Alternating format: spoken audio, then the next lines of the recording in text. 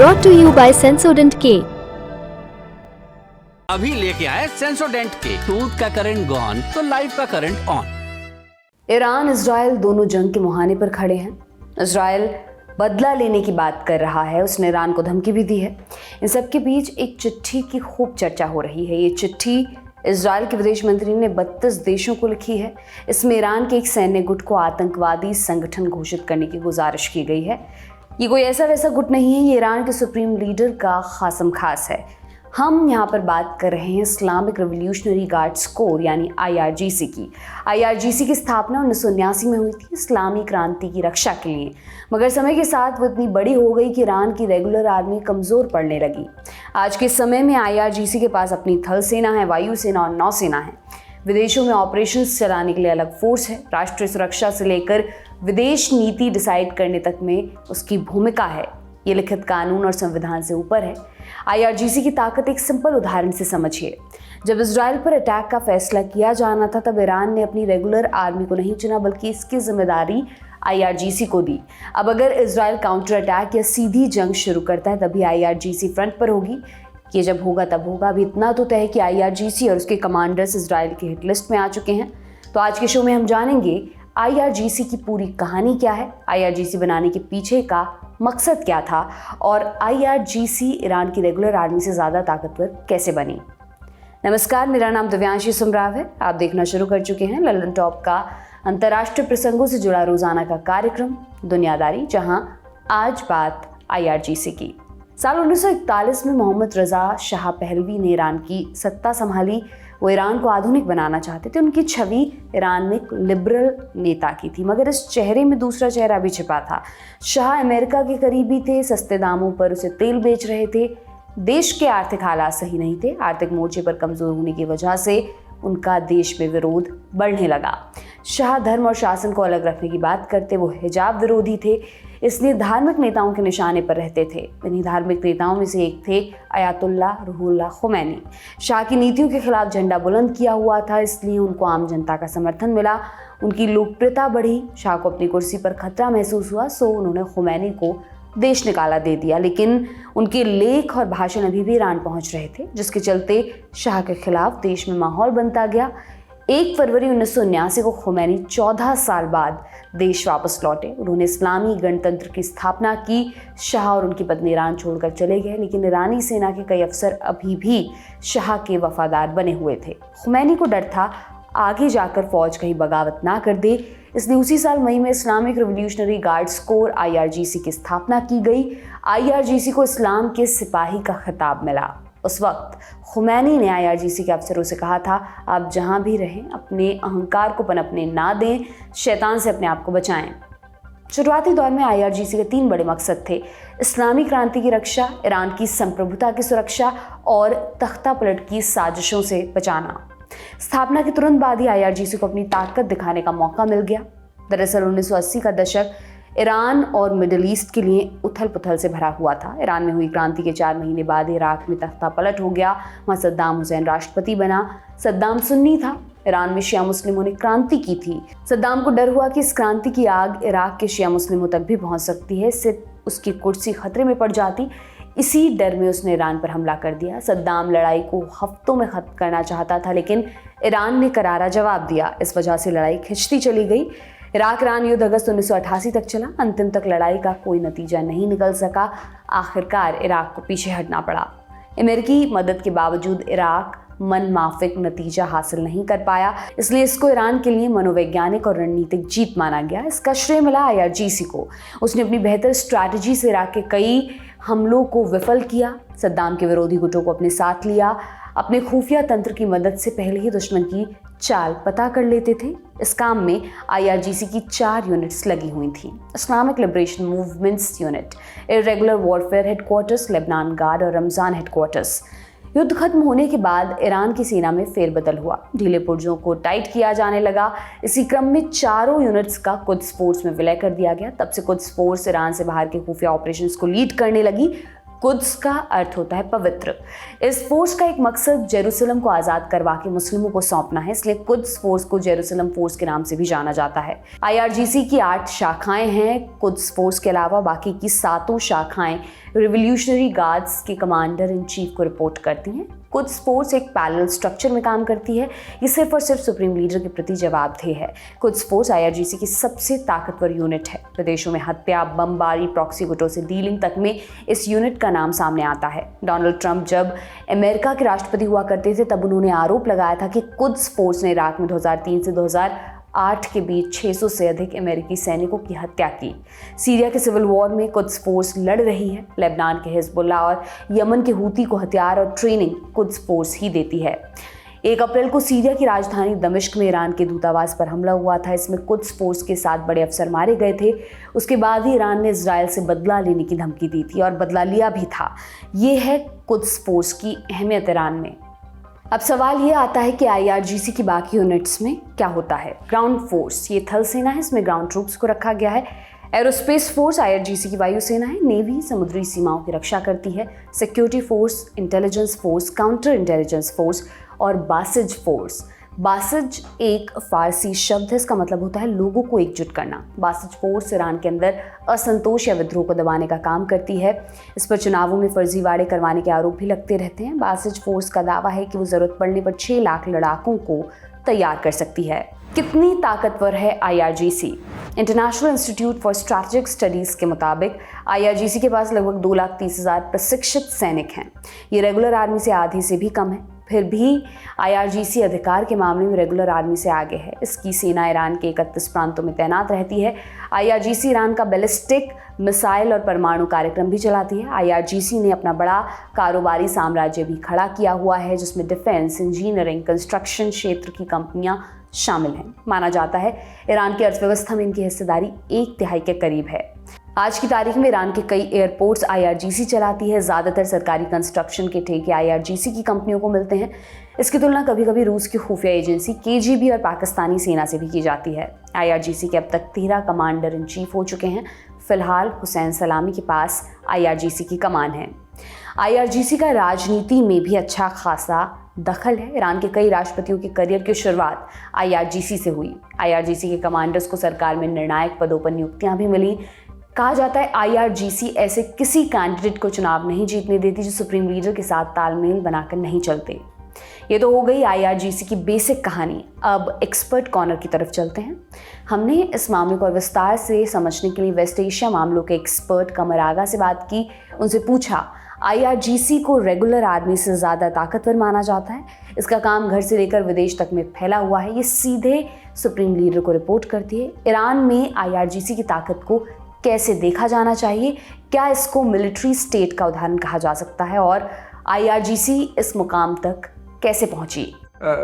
50s में, early 50s में, 1950s में, 1953 में जब वहाँ के ऊपर एक पॉपुलर गवर्नमेंट पावर में आई इलेक्शन के थ्रू, जिबे मिल्ली पार्टी की, नेशनल फ्रंट की, जिसके प्राइम मिनिस्टर थे मुसद्दिक। तो मुसद्दिक ने नेशनलिस्ट एजेंडा अडॉप्ट किया और अमेरिका के विरुद्ध उन्हीं ने काम करना शुरू किया। यानी तेल को नेशनलाइज किया, एंग्लो अमेरिकन ऑयल कंपनी को नेशनलाइज कर दिया। एंग्लो ब्रिटिश थी उस जमाने में। ये इस तरह के कई स्टेप्स जो लिए उन्हीं ने, जिससे कि बहुत चिंता हुई वहाँ पे। इसी के उनके इस स्टेप के बाद फिर सऊदी अरेबिया और कुवैत सभी ने अपनी अपनी ऑयल इंडस्ट्री को नेशनलाइज करने लगे वो लोग, अरामको और इस तरीके से बड़ी बड़ी। तो ये था, लेकिन ये था कि उसके कुछ समय के बाद आर्मी ने वहाँ दोबारा कू किया, शाह को वापस ले आई।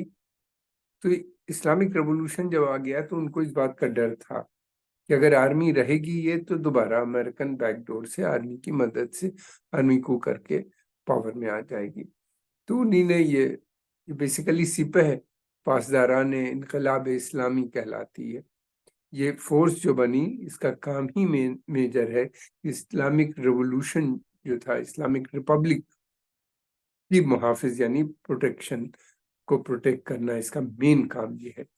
और ये काफ़ी आइडियोलॉजिकली भी कमिटेड है इस्लामिक रेवोल्यूशन से, और बाय ट्रेनिंग, और ये लोग जो हैं ये इसमें ये हैं एक तरफ, और दूसरी तरफ है बसीज कहलाती है, एक मलेशिया है, बहुत बड़ी मलेशिया। ये वॉलंटरी फोर्स है जो भी यही काम करती है। उसका काम ये है कि अगर कोई डिमॉन्स्ट्रेशंस हो रहे हैं या कोई इस तरह के, या रिवोल्यूशन के खिलाफ काम कर रहे हैं लोग, उनके खिलाफ वो काम। समय के साथ आईआरजीसी के मकसद, कार्यशैली और पावर स्ट्रक्चर में क्या बदलाव आए हैं? बदलाव तो वक्त के साथ सब जगह आता है।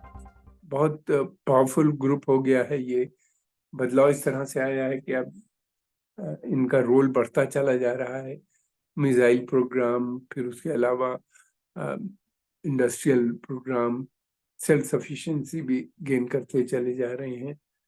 और ये है कि इसका जो हेड होता है वो सुप्रीम लीडर ही के अंडर में कमांड इसकी होती है। और फिर ये भी है कि खतरा ईरान को हमेशा बना रहता है, हमेशा सैंक्शंस लगे हुए हैं। अमेरिकन जो हैं वो रिजीम के खिलाफ हैं। अमेरिकन पॉलिसी ये है कि उस क्षेत्र में कोई भी रिजीम जो होती है, अगर अमेरिकन पॉलिसी को के विरुद्ध काम करती है तो उसको उसके ऊपर वो सैंक्शंस लगा देते हैं, वीक करते हैं, फिर उसके बाद रिजीम चेंज की बात होती है। तो ईरान में भी रिजीम चेंज की पॉलिसी है। बात तो नहीं करते अब अमेरिकन से, लेकिन इनडायरेक्टली देखा जाए तो वही है। आईआरजीसी ने मिडिल ईस्ट में ईरान का प्रभुत्व बढ़ाने में किस तरह मदद की है, एक्सपर्ट्स ये भी समझते हैं। पुरानी हिस्ट्री रही है कूस की, कू होते रहते थे। और फिर ये भी था कि ईरान में, मैंने पहले ही आपको बताया, शाह के पीरियड में जिस तरीके से वो कू के बारे में पूरी डिटेल है, अमेरिका की मदद से हुआ था। तो ये था कि इनको डर लगा रहता था कि रेगुलर आर्मी अगर बनती है तो वो किसी न किसी स्टेज पे कू भी कर सकती है। तो उसको काउंटर बैलेंस करने के लिए उन्हीं ने सिपह बनाए। रेगुलर आर्मी जो है वो आइडियोलॉजिकली नहीं कमिटेड, वो कमिटेड है देश के लिए कि इंटीग्रिटी बनी रहनी चाहिए। ये फोर्स जो है, जो बनाई गई है, वो इसलिए बनाई गई है कि ये सिपाही पासदारान या इनकलाब इस्लामी, यानी इनकलाब इस्लामी जो है, इस्लामिक रेवोल्यूशन को प्रोटेक्ट करना, उसको बनाए रखना, उसको जहां जहां से खतरा हो। उसको खतरा अगर है इस समय, अगर अमेरिकन इजरायली अटैक करते हैं ईरान के ऊपर और ईरान को ध्वस्त करते हैं या रिजीम चेंज करते हैं, तो उसके साथ साथ इस्लामिक रेवोल्यूशन भी ख़त्म हो जाएगा। तो इसलिए ये लोग लड़ेंगे। और फिर ये भी है कि एक तरफ तो कू नहीं होने देते, दूसरी तरफ बाहर से जो खतरे आ रहे हैं उनको रोकना, फिर स्ट्रेट ऑफ हुर्मुज को प्रोटेक्ट करना। और अगर फिर इस तरह के इनके रोल जो है काफ़ी बड़े हुए नजर आते हैं। 2019 में अमेरिका ने आईआरजीसी को आतंकी संगठन की लिस्ट में डाल दिया था। कई और देशों ने भी आईआरजीसी को आतंकी संगठन घोषित कर रखा है। 13 अप्रैल के हमले के बाद इजरायल इस गुट को बैन कराने की कोशिश कर रहा है। क्या आईआरजीसी पर पश्चिमी देशों या इजरायल के सहयोगियों के प्रतिबंध का कोई असर होगा? ईरान के ऊपर ऑलरेडी इतने सैंक्शंस हैं, इतने चीजें हैं, लेकिन उसके बावजूद मुल्क तो चल ही रहा है, तरक्की भी कर रहा है इकोनॉमिकली भी। और हालांकि इकोनॉमी उसकी काफ़ी कमज़ोर है अभी भी, लेकिन ये है कि इंडस्ट्रियल डेवलपमेंट काफ़ी फास्ट पेस पे उनके यहाँ होता हुआ दिखाई दे रहा है। फिर ये भी है कि उनके जो न्यूक्लियर प्रोग्राम है वो बहुत थ्राइविंग है। मिसाइल प्रोग्राम जो उन्होंने डेवलप किया उसकी सभी कमाल का है, बहुत ही एक्यूरेसी है उसके अंदर। हमने देखा जो अभी डिमॉन्स्ट्रेशन इजराइल में उन्होंने किया, या उससे पहले जब अमेरिकन बेस के ऊपर इराक में जब अटैक किया था कासिम सुलेमानी के मरने के बाद, पिन पॉइंट एक्यूरेसी थी। फिर उसके अलावा तो ये सारी चीज़ें हैं। उसके साथ साथ ये डेवलप भी हो रहे हैं, आतंकवादी घोषित कर भी देते हैं। क्या करना होगा, ईरान तो पहले ही काफ़ी आइसोलेटेड है, ख़ासतौर से जो पश्चिमी देश हैं उनसे। लेकिन उस आइसोलेशन से मुझे नहीं लगता कि ईरान बिल्कुल अलग थलग पड़ जाएगा, क्योंकि ईरान ने अपने एलाइज भी बना रखे हैं। उसके बहुत अच्छे संबंध रशिया से भी हैं, चाइना से भी हैं। फिर उसके अलावा ये है कि उसको ब्रिक्स का एक में भी काफी बड़ा रोल वो प्ले करने लगे हैं, SCO में भी हैं, अफ्रीकन देशों से भी उसने अच्छे संबंध बना लिए हैं, एशिया भारत से भी उसके ठीक ठाक संबंध हैं। उन्हीं ने अपने को पश्चिमी देश भला आइसोलेट कर दिया। और दूसरी बात ये है कि मुझे नहीं लगता कि ये 32 देश ज्यादातर इसको इजराइल के कहने से आतंकवादी घोषित कर देंगे, लेकिन ऑलरेडी अमेरिका इसको घोषित कर चुका है, स्वीडन ने भी किया है, बहरीन ने भी किया है और कुछ और देश हैं जिन्होंने किया है। और पश्चिमी देश अगर करते भी हैं तो बहुत ज्यादा फर्क नहीं पड़ेगा, इसलिए कि इजराइल की बात तो अलग है, लेकिन जो ईरान की पॉलिसी है वो पूरी इस समय जो गवर्नमेंट है वो हमेशा दूसरी तरफ देखती है, ईस्ट की तरफ देखती है, वो इसको यूरोप की तरफ नहीं देख रहे हैं। उनकी जो पॉलिसी है वो लुक ईस्ट पॉलिसी है। अब इजराइल ईरान संघर्ष से जुड़े अपडेट्स भी जान लेते हैं। पहला अपडेट ईरान से आया है। 17 अप्रैल को ईरान में एक मिलिट्री परेड का आयोजन हुआ। इसमें ईरान के राष्ट्रपति इब्राहिम रईसी ने भी हिस्सा लिया। अपने भाषण में रईसी ने कहा कि अगर इजराइल ने थोड़ा भी नुकसान पहुंचाने की कोशिश की तो अंजाम भुगतना होगा। بارها اعلام شده از سوی مسئولین جمهوری اسلامی ایران اگر کوچکترین تعرضی از ناحیه رژیم صهیونیستی به خاک وطن ما صورت بگیرد و به منافع جمهوری اسلامی ایران یقین بدانند برخوردی بسیار شدید و سهمگین با آنها خواهد شد. حقیقتاً وعده صادق هیمنه رژیم صهیونیستی رو فرو ریخت. दूसरा अपडेट ब्रिटेन के विदेश मंत्री डेविड कैमरन से जुड़ा हुआ है। उन्होंने 17 अप्रैल को इजराइल के राष्ट्रपति इसहाक हर्जोग से मुलाकात की। बाद में उन्होंने बताया कि इजराइल ने ईरान को जवाब देने का मन बना लिया है। हम बस ये उम्मीद कर सकते हैं कि हमला ऐसा हो जिससे संघर्ष का दायरा ना बढ़े। तीसरा अपडेट लेबनान से है। हिजबुल्लाह ने इजराइल पर हमले तेज कर दिए हैं। 16 अप्रैल को इजराइल ने हिजबुल्लाह के 2 कमांडर्स को मार गिराया था। 17 अप्रैल को उसने उत्तरी इजराइल में कम्युनिटी सेंटर पर हमला किया।